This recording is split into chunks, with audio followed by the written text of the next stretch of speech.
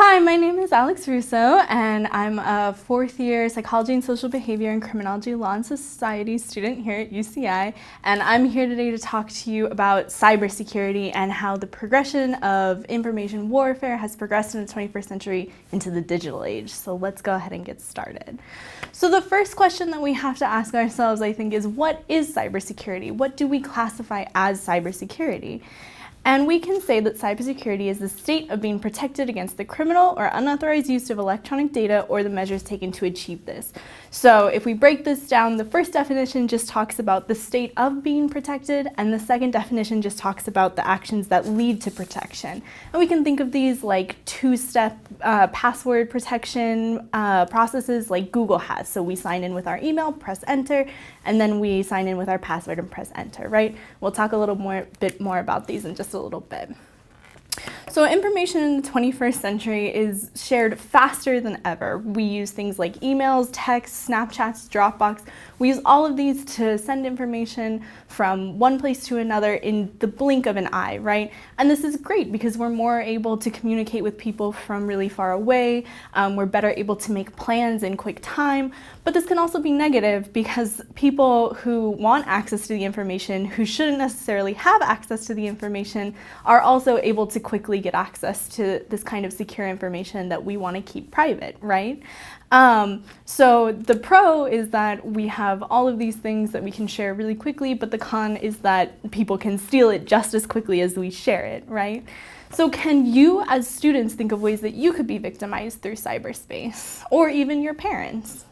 Yeah, great. So ways that you can be cyber victimized, right, are as simple as things like cyberbullying, right? When people have access to information they shouldn't have access to, when they spread it around without your permission, right? Or it could be even a little more serious, like identity use on social media. So maybe somebody's using your picture or your name or your school and pretending that they are you, and maybe that makes you look bad. Or if you online shop, right, for whatever reason, I just got a pair of shoes yesterday, they were really cute, you use your parents' credit card information. I use mine, you use your parents'. But this can also open us up to cyber victimization because people may be lurking on those websites, they may have access to your computer, right, and they may take that information.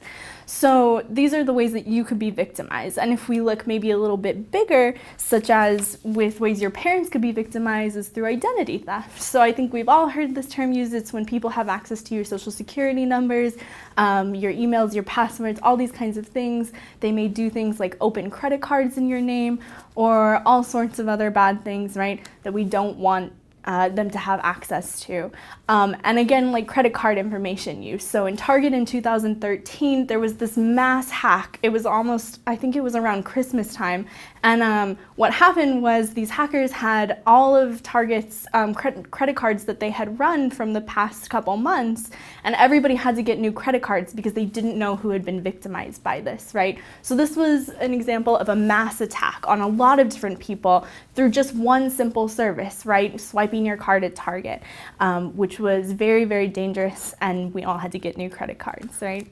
So these are kind of narrow. They affect kind of one person. The Target hack affected a lot of individual people, but it wasn't so much on a mass scale, right?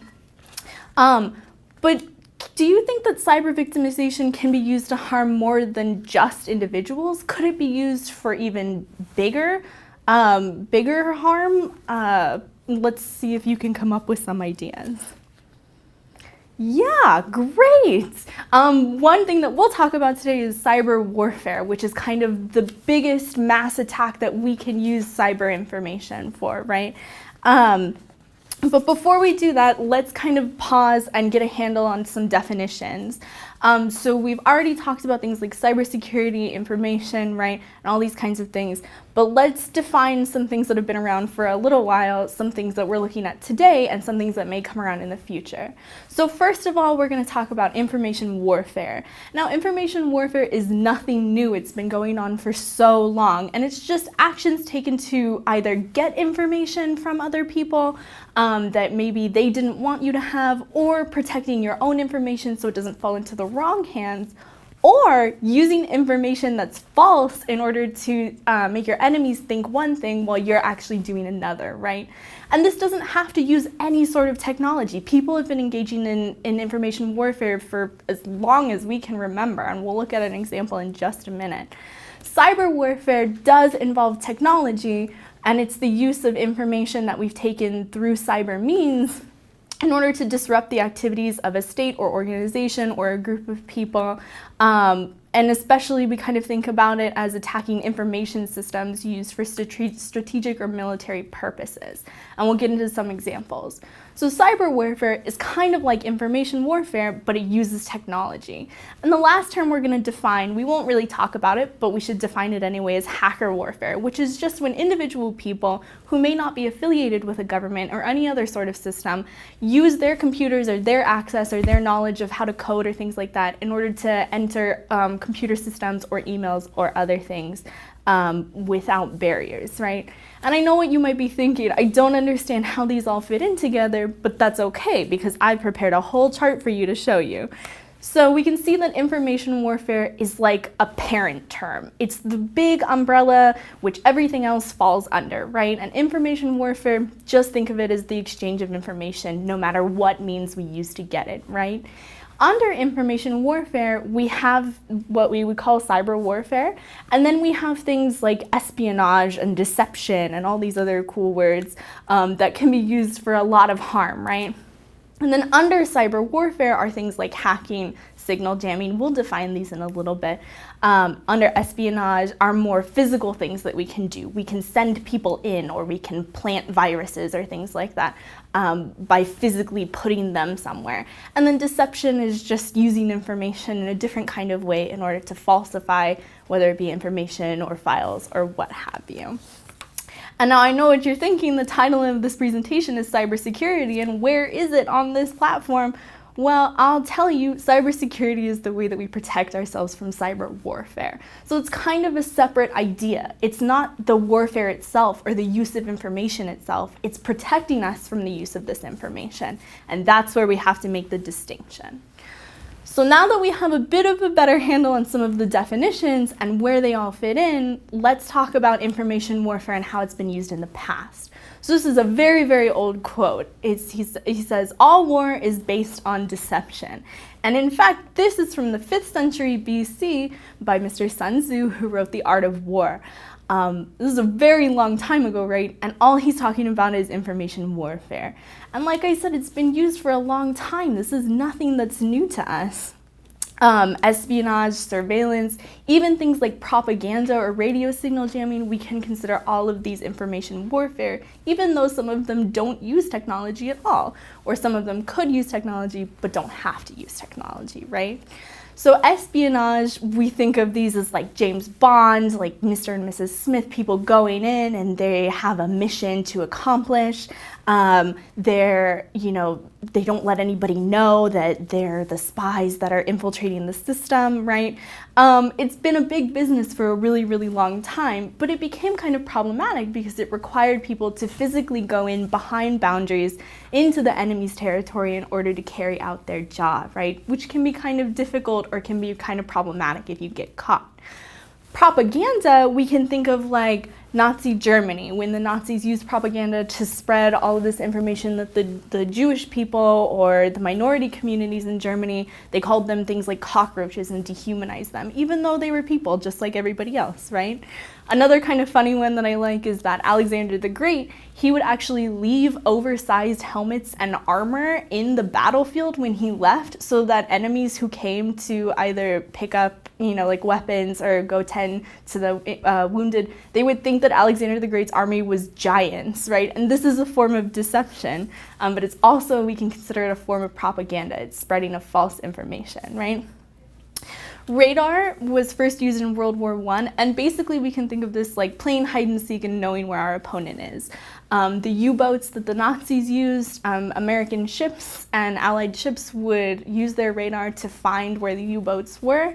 And this is a type of information because now we know something that the enemy didn't want us to know, which is their location, right?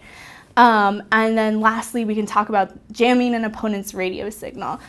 So if you need a radio signal to talk to people very far away or across the battlefield and it's interrupted, then you don't have the capacity to talk to people, right? So then the people who did the jamming have the upper hand because they're still able to communicate with their allies, but their enemy isn't, right?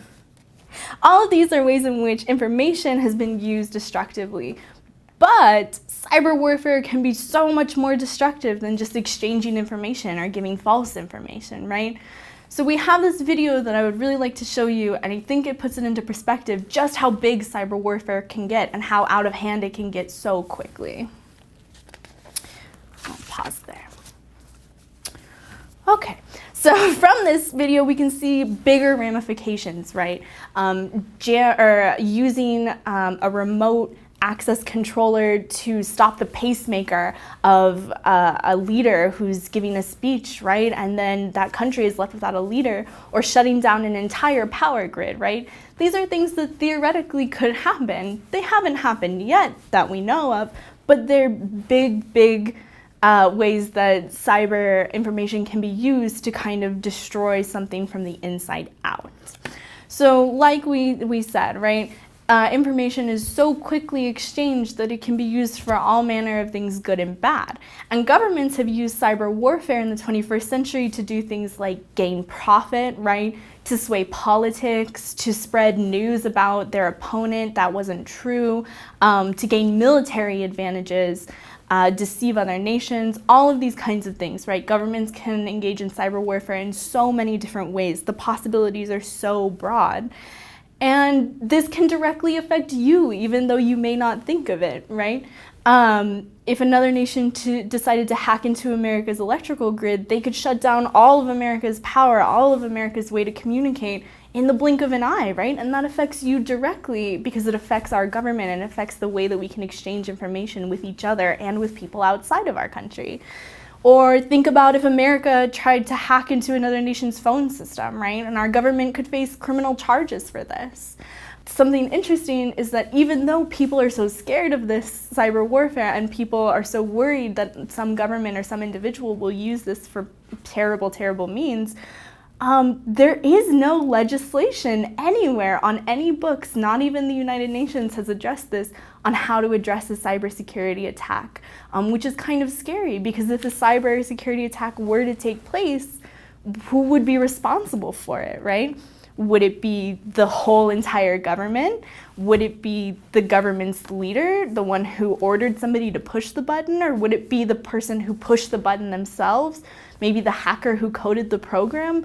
We don't know, right? As of now, there's no protocol to address cyber warfare crimes, and it doesn't look like there's going to be any kind of protocol anytime soon that we know of, right? So now that we have all the kinds of ways that we could possibly use a cyber attack or use cyber information, let's look at some things that have actually happened and some ways that we've tried to remedy it. So first we'll look at Stuxnet. So Stuxnet is a virus that was jointly created by Israel and the United States, and it was planted in the Iranian centrifuges that were making nuclear material, right? Now, this was planted in 2008 or 2009 and wasn't discovered until 2010 when a lot of Iranian centrifuges started breaking and nobody really understood why. They found the virus, learned that what the virus did was to make the centrifuges spin very, very fast and then very, very slowly, which basically made all the nuclear material kind of moot. It didn't do anything after that, and it broke the Iranian centrifuges. Now, this was bad for the Iranian nuclear program, but also bad because it made Iran look incompetent. It made it look like their scientists really didn't know how to work the products that they were working with, which made it look really bad. Only in 2010 was it discovered that this virus was actually planted there. And what sources later claimed was that this attack, quote, changed global military strategy in the 21st century. And this is kind of big, right? This one virus, we think about it as something so little. You know, I think we've all had viruses on our computer, But this one little virus changed the way that we characterize warfare, even information warfare, because it brought it into a digital age. Now people weren't physically shooting at each other or using guns or weapons or other things like that. They were using computers to attack each other and to make each other look bad. And this was something kind of new for the time. Even though we don't feel like it was that long ago, technology-wise, it was kind of a long time ago, right? The other thing that we can look at is the Democratic National Committee and the hacking that took place actually just in 2016, which I don't know when you're watching this video, but wasn't that long ago when this video was made. So in 2016, it came out that 2 Russian groups had hacked into the Democratic National Committee's emails. Now, to be fair, there was some things on there that were a little incriminating towards some of the Democratic candidates, right? There was off-the-record correspondence with media hosts that gave leading questions and that kind of thing, right? There was open derision of Bernie Sanders' campaign, and some of Clinton's campaigners would say that he can't be president or we have to cut off his funding or things like this that made that campaign look really bad. And there was obvious plans through the Clinton administration to take bribes in order to appoint certain elected officials, right? And this was information that we saw through the exchange of emails. The way that they did this was installing malware onto some of the party members' computers, and it took their email information. It was able to look at the emails that had already been sent, and it actually enabled these people to send out new emails under the guise of these professionals and these politicians to other people, asking them questions that they should not have information to, right? So they got information in a lot of different ways. It's unclear whether Vladimir Putin or anybody from his cabinet actually ordered this to happen, even though a lot of people speculate that this is true. We don't have any concrete evidence to claim that. We do know that it was 2 Russian hacking groups, and people do worry that it kind of changed the outcome of the election, right? We don't know this for sure either. We don't know what would have happened if the Democratic National Committee had never been hacked. But what would be the impact if this were true? What do you think would have happened? Would it be different or would it be the same? The last one we'll look at today is WikiLeaks. So WikiLeaks is this massive multinational media organization. It was founded in 2006 by a man named Julian Assange. And basically what WikiLeaks is a forum for people to post information that maybe they shouldn't have access to onto this mass global forum for people to look at, right? Usually these are files that were encrypted or should have been private, they were confidential. But people now have access to them, right? And WikiLeaks makes sure to protect all of the people who post on their forum. So if you ask WikiLeaks where they got certain files, they're not legally obligated to tell you. So people don't really leak that kind of information because people fear being reprimanded for posting confidential information. One of the biggest controversies that WikiLeaks has engaged in the recent past is private emails from Clinton's campaign manager, John Podesta. And this was kind of the same thing that we talked about in the previous slide about the Democratic National Committee.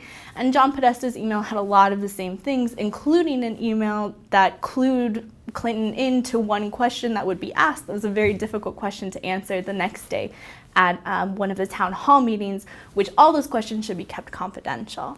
Another thing that we can look at is that Julian Assange himself has been put on a lot of lists in America, especially by the NSA, to basically find him and bring him into custody because people feel that he's kind of a traitor to American secrets as well as Australian secrets and British secrets and all of these different things. And they feel that he needs to be punished for allowing this to continue to happen and kind of causing chaos every time a new really big leak is posted, right? Another controversy that we can talk about is that Julian Assange is being kept in an Ecuadorian embassy in England, and they refused to extradite him to the US to face charges of, they accused him of being a traitor, of letting out secrets that shouldn't have been let out. And he's been put on things such as the NSA's manhunting list, which isn't as violent as it sounds, but it makes him a target that if he were to leave and were to be extradited to the US, he would definitely be a high target a high-profile target for being taken in on these charges, right? So WikiLeaks, people think there's a lot of pros and cons, right? Because it allows for a certain amount of transparency that the government doesn't necessarily always give us. People think that WikiLeaks enables us to see what's happening behind the curtain, even though some of our governments promise that they are transparent, they may not be as transparent as we would like them to be sometimes, right? The cons is that WikiLeaks doesn't post sources, it doesn't post where these files actually came from. So in theory, some of these files could be made up and could cause a lot of chaos from being leaked out to the general public. They've also posted things about treaties and things that are kind of in the works. They're not finished yet, which makes people really scared because they think that these treaties and these other agreements are finalized when really they're not. So it causes a lot of undue stress and a lot of undue chaos in some cases. Some people view it as a very legitimate source of information that ensures the freedom of speech, right? But other people don't see it this way. So we can actually ask the question ourselves, do you think that classified information should be made public as WikiLeaks promotes? What would be the pros and cons of having access to information that was classified originally, but now is made public? So to sum up, we're talking about cybersecurity, cyber warfare, all these different kinds of things, right? First of all, it's very important for you in the 21st century to make sure that your information is kept safe, right?